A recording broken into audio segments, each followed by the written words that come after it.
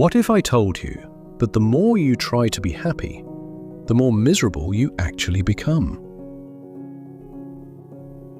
What if everything you believe about success, positivity, and happiness is slowly destroying your peace? And what if the real secret to a better life is learning how to not care so much?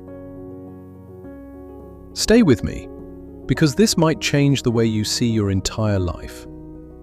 This is the story of a brutally honest book, The Subtle Art of Not Giving a Fuck. A book that doesn't try to motivate you, doesn't try to make you feel good. Instead, it tells you uncomfortable truths. And strangely, those truths are exactly what can set you free. Let's walk through it, not like a lecture, but like a real conversation. Chapter 1. Don't try.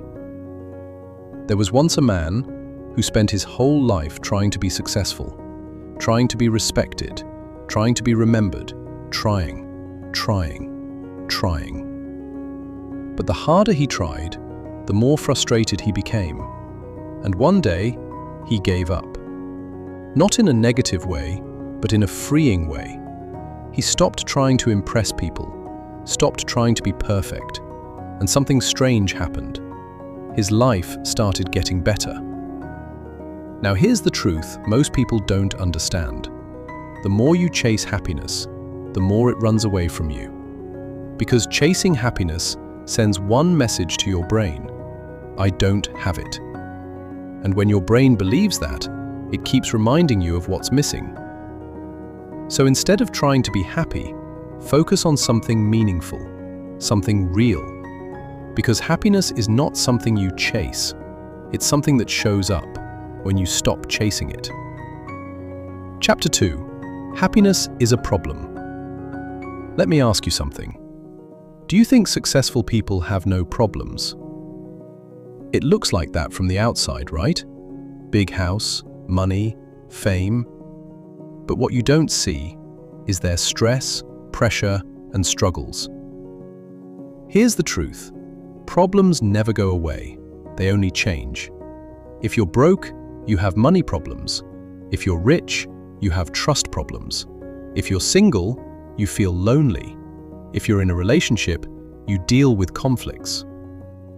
So happiness is not about removing problems, it's about choosing better problems. And this is where most people fail. They want a life with no pain, but that life doesn't exist. A gym body comes with pain. A successful career comes with stress. A strong relationship comes with effort. So the real question is, what kind of pain are you willing to handle? Because that decides your life. Chapter 3. You are not special. Now this might hurt a little, but listen carefully. You are not as special as you think. And that's actually a good thing. Because when you think you're special, you expect everything to go your way. And when it doesn't, you feel angry, frustrated, and lost. Look around. Everyone is struggling. Everyone has problems.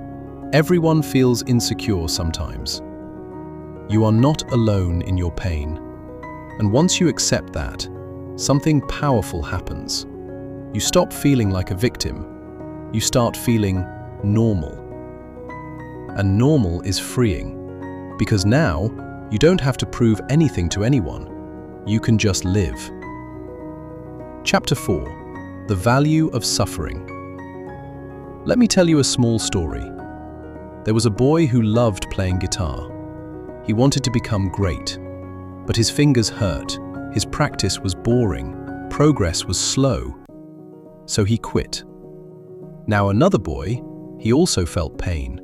He also struggled, but he loved music so much that he accepted the pain.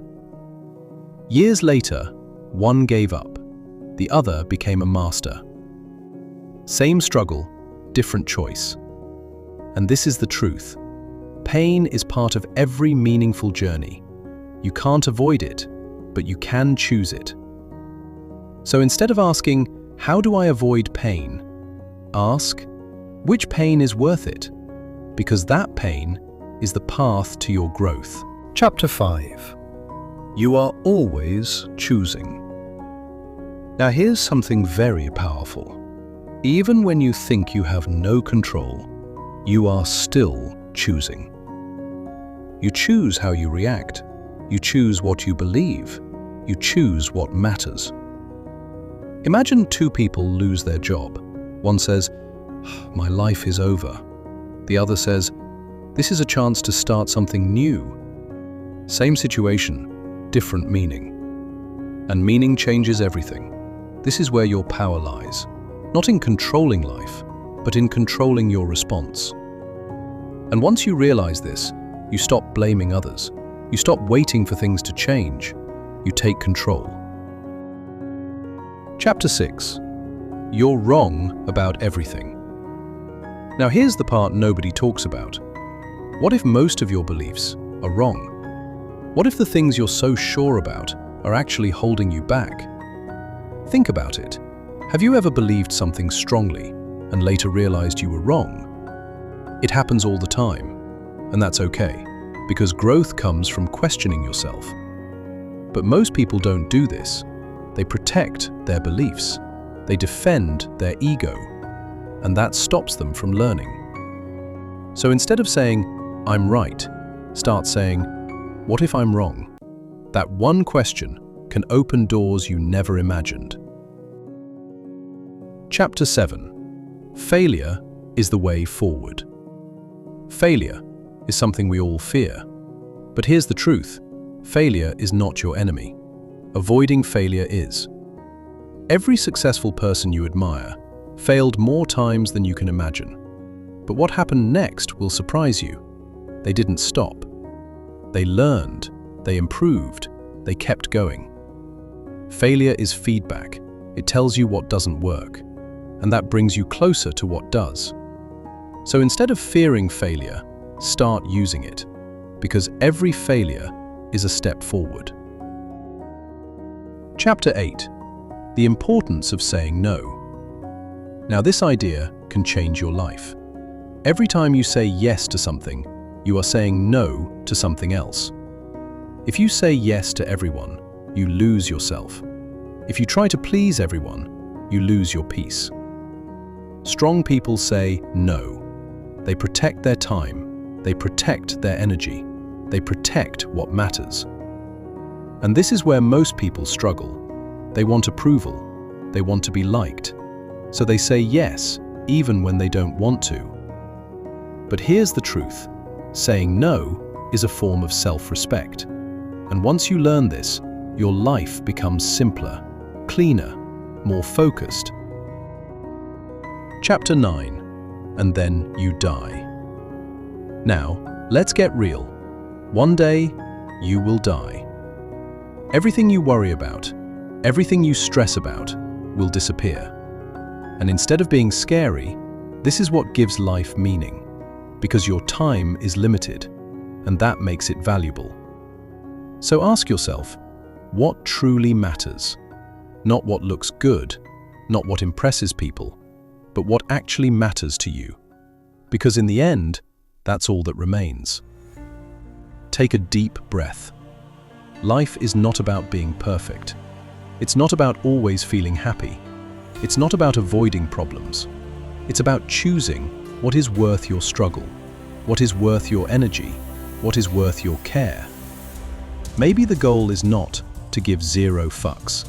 Maybe the goal is to give the right fucks. Because when you stop caring about everything and start caring about the right things, life becomes lighter, clearer, real. And one day, you'll realize the moment you stopped trying to control everything was the moment you finally felt free. Clearer, real. And one day, you'll realize the moment you stopped trying to control everything was the moment you finally felt free.